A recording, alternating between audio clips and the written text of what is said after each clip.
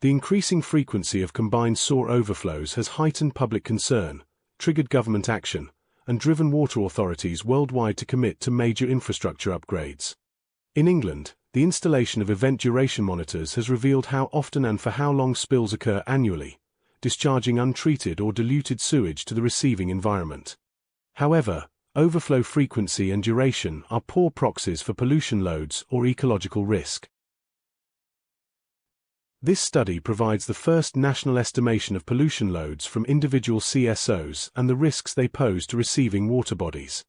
Drawing on permitted effluent limits from connected wastewater treatment works and receiving waterbody characteristics, a source-pathway-receptor framework is used to classify risk across England's wastewater systems in relation to CSO discharges and their impacts.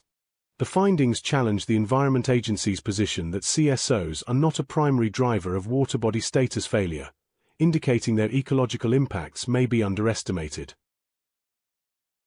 For 2023, estimated aggregated CSO loads frequently surpass those from the effluents of their wastewater treatment works, with affected waterbodies receiving loads from CSOs 4 times higher for BOD and double for suspended solids.